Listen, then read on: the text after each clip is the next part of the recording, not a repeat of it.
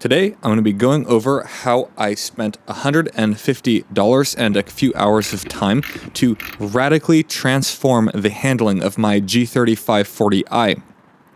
Now, this car has a weak point in handling from the factory. That is that it is a little bit floppy with a lot of body roll, and it also understeers mid-corner. So both of these things can be fixed. I'm going to give you a second to guess what that fix might be. 2 hours later.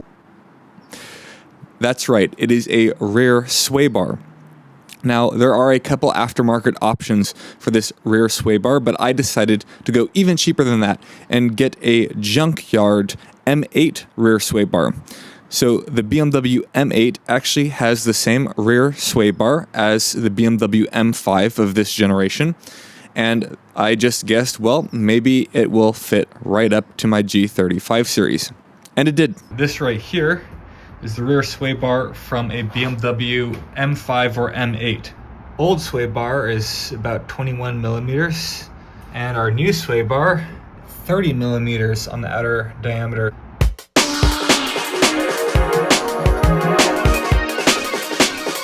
Each side of this sway bar connects to a different control arm, one on the driver's side and one on the passenger side.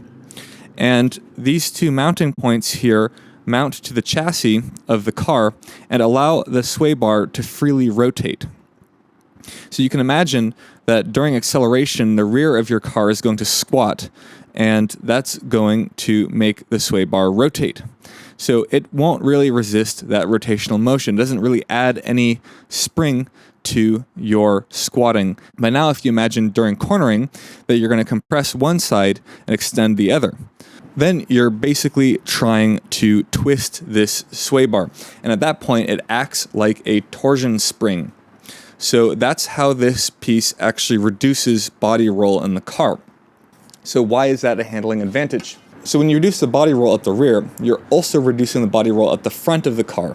That means that your inside front suspension is now no longer as extended as it otherwise would be. And because spring force is proportional to your level of displacement, that means that you actually have more spring force in your front inside spring pushing that wheel and tire onto the ground. So now you have more overall front grip.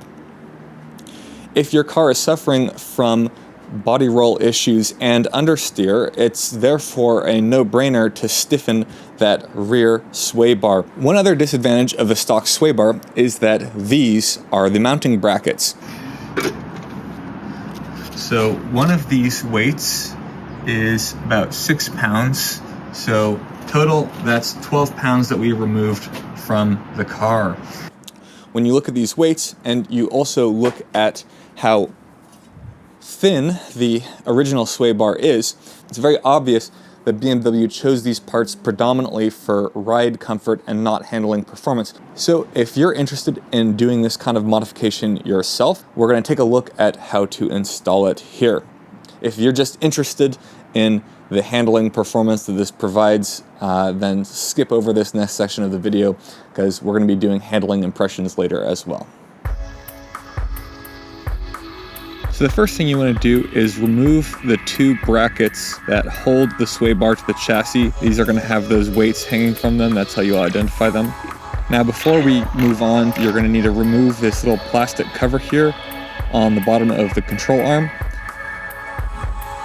Now it's time to remove the nuts from the sway bar end links. This is going to require a T40 Torx and a metric wrench.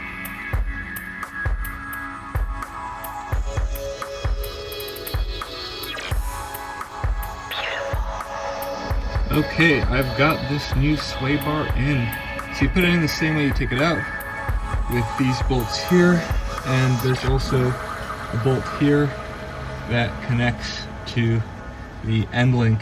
Unfortunately, I wasn't available to test drive the car, so I handed the keys over to my butler, and this is what he had to say. The car now handles beautifully neutrally, and cornering performance is definitely improved. However, one of the most surprising benefits of this modification is actually the improvement in steering feel. A lot of people have complained about how the new BMWs generally have less steering feel than the old BMWs. However, compared to the E46 325 Ci that I've driven, this car now feels like it has a pretty close steering feel, and I would say that there is some kind of misconception that it's the electric power steering that makes these new cars feel less precise and direct through the steering wheel. I think it's actually the fact that they're tuned for understeer from the factory, because understeer is safer for less skilled drivers, and it's also more comfortable for, let's say, one-handed highway driving. This car now has a weightier steering feel and gives overall a very similarly sporting feeling to those old E46 chassis that everyone loves.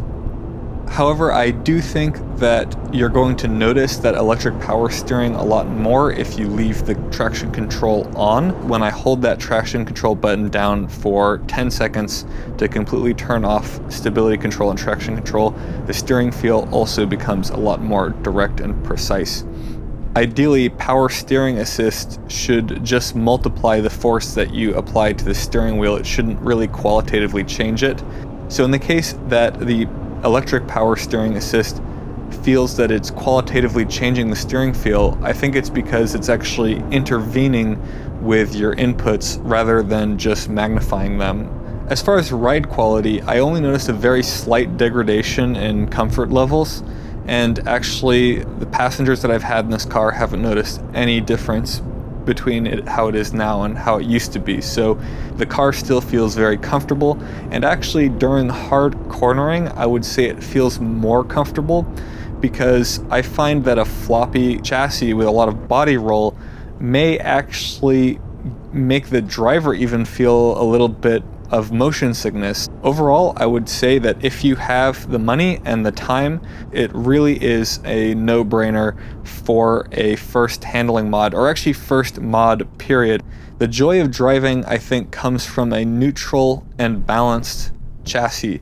So thank you so much for watching. If you enjoyed or you found it informative, just leave a like, comment, and please subscribe. Helps me grow the channel and continue to deliver you this high quality informational content, as well as car reviews and general automotive philosophy. Cheers.